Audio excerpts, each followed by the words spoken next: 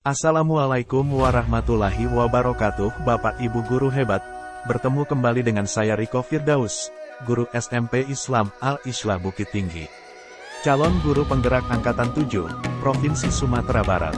Pada video ini saya akan memaparkan koneksi antar materi, modul 1.4 tentang budaya positif dengan materi yang sudah dipelajari pada modul sebelumnya. Perkenalkan fasilitator saya, Bapak Muhajirin, pengajar praktik, Bapak Syaiful.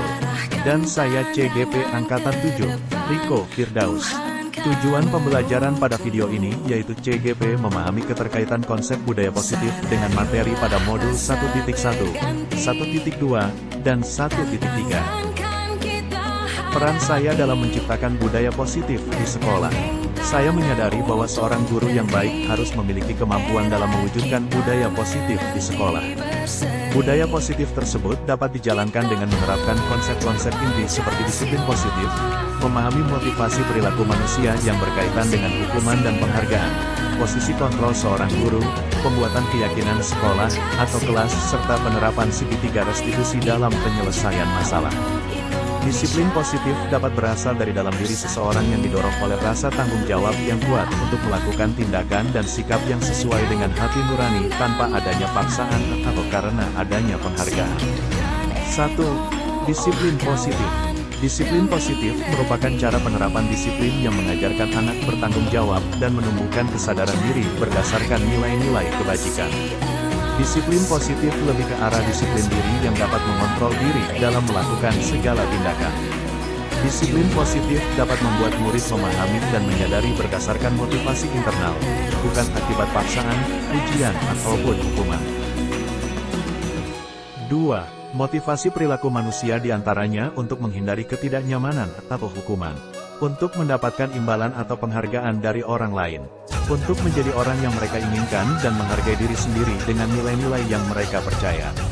Sebagai seorang guru, kita harus memahami motivasi murid di sekolah, yaitu 1. Motivasi eksternal, jika yang dilakukan murid untuk menghindari ketidaknyamanan atau hukuman, untuk mendapatkan imbalan atau penghargaan dari orang lain. 2. Motivasi internal, jika hal yang dilakukan siswa untuk menjadi orang yang mereka inginkan dan menghargai diri sendiri dengan nilai-nilai yang mereka percaya. 3. Posisi kontrol guru. Sebagai guru kita memiliki 5 posisi kontrol, yaitu sebagai penghukum, pembuat merasa bersalah, teman, pemantau, dan manajer. Dalam pembelajaran di sekolah, guru harus mampu memposisikan dirinya sebagai manajer.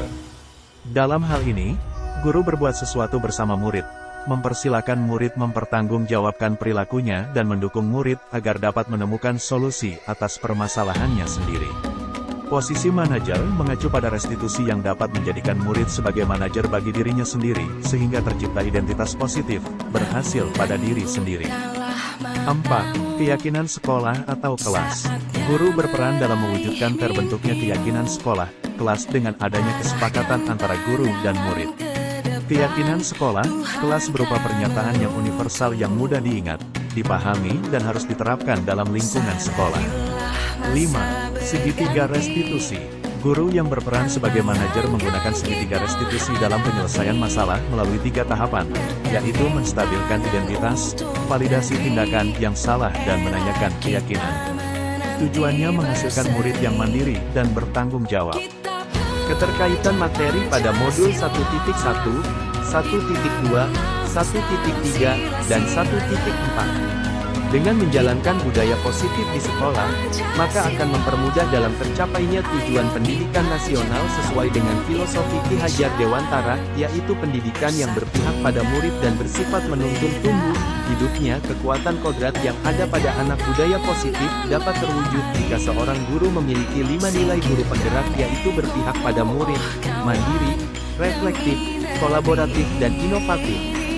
Budaya positif dapat terwujud dengan mendorong kolaborasi antara semua warga sekolah dengan adanya keyakinan sekolah yang harus disepakati dan dijalankan bersama. Salah satu perubahan yang diinginkan sesuai visi guru penggerak adalah terbentuknya budaya positif agar diperoleh sekolah yang nyaman, aman, dan berpihak pada murid.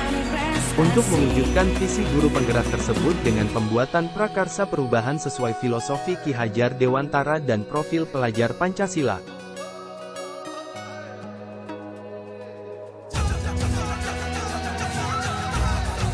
Pemahaman saya tentang konsep inti yang telah dipelajari pada modul ini. Saya sudah memahami konsep-konsep inti dalam modul budaya positif berkaitan dengan disiplin positif, teori kontrol, teori motivasi, hukuman dan penghargaan, posisi kontrol guru, kebutuhan dasar manusia, keyakinan kelas serta segitiga restitusi. Seluruh konsep inti tersebut harus diresapi dalam diri, diwujudkan dalam tindakan dan dibagikan pada rekan sejawat di sekolah. Hal yang menarik bagi saya dan di luar dugaan adalah saat saya mempelajari motivasi perilaku manusia berupa penghargaan. Ternyata penghargaan dapat berdampak kurang baik bagi murid, diantaranya dapat merusak hubungan, mengurangi ketepatan, menurunkan kualitas, mematikan kreativitas dan bersifat menghukum. Perubahan apa yang terjadi pada cara berpikir saya dalam menciptakan budaya positif di kelas maupun sekolah saya setelah mempelajari modul ini? Perubahan yang terjadi yaitu saya menyadari posisi kontrol yang biasa saya lakukan adalah sebagai penghukum dan pembuat merasa bersalah pada diri siswa. Seharusnya sebagai guru saya harus memposisikan diri saya sebagai manajer dengan cara menangani masalah dengan menggunakan restitusi tanpa memberikan menghakimi murid dan memberi hukuman. Pengalaman seperti apakah yang pernah saya alami terkait penerapan konsep-konsep inti dalam modul budaya positif baik di lingkup kelas maupun sekolah saya? Saya menangani siswa yang sering terlambat datang ke sekolah serta siswa yang tidak menyetor hafalan tahfidznya di kelas. Saya menggunakan langkah-langkah segitiga restitusi yaitu menstabilkan identitas, validasi tindakan yang salah dan menanyakan keyakinan pada murid terkait pelanggaran yang dilakukannya. Bagaimanakah perasaan saya ketika mengalami hal-hal tersebut? Saya merasa senang dan bahagia karena mendapat kesempatan belajar hal-hal baru, pengalaman baru dan menerapkannya dengan teman sejawat. Saya bersyukur karena bisa berbagi ilmu dan pengalaman praktik baik kepada rekan sejawat di sekolah serta berbagi hal-hal baik lainnya. Selain itu saya sangat termotivasi untuk terus memperbaiki diri sesuai dengan nilai budaya positif di sekolah.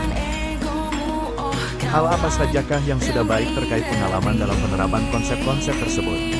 Adakah yang perlu diperbaiki? Hal yang sudah baik menurut saya, yaitu sudah tampak munculnya motivasi internal pada murid untuk melaksanakan budaya positif sesuai dengan nilai-nilai kebajikan yang diyakini. Yang harus diperbaiki adalah posisi guru haruslah sebagai manajer. Sebelum mempelajari modul ini, ketika berinteraksi dengan murid, berdasarkan 5 posisi kontrol, posisi manakah yang paling sering Anda pakai, dan bagaimana perasaan saya saat itu?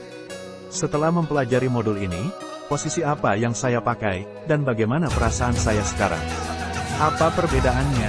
Sebelum mempelajari modul ini, posisi kontrol saya sebagai penghukum dan pembuat merasa bersalah. Perasaan saya saat itu, saya memiliki perasaan bersalah karena harus memberikan hukuman atau konsekuensi jika terdapat murid yang berbuat salah. Setelah mempelajari modul ini, saya mulai menerapkan posisi manajer dalam penyelesaian masalah. Perasaan saya menjadi tenang dan saya menyadari pentingnya komunikasi yang efektif dengan murid agar dia dapat bertanggung jawab. Sebelum mempelajari modul ini, pernahkah saya menerapkan segitiga restitusi ketika menghadapi permasalahan murid saya? Jika iya, tahap mana yang saya praktekkan dan bagaimana saya mempraktekannya? Sebelumnya saya pernah menerapkan segitiga restitusi yaitu menstabilkan identitas dengan memberi pernyataan, setiap orang pasti berbuat salah. Dan, Bapak yakin bahwa tidak ada manusia yang sempurna dan luput dari kesalahan. Selain konsep-konsep yang disampaikan dalam modul ini, adakah hal-hal lain yang menurut Anda penting untuk dipelajari dalam proses menciptakan budaya positif baik di lingkungan kelas maupun sekolah?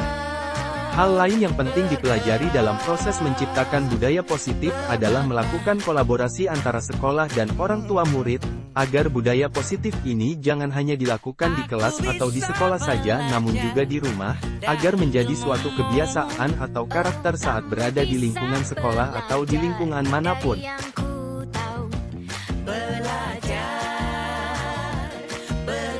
Bapak Ibu guru hebat. Demikianlah pemaparan saya tentang koneksi antar materi budaya positif modul 1.4. Terima kasih telah menonton. Salam dan bahagia. Wassalamualaikum warahmatullahi wabarakatuh.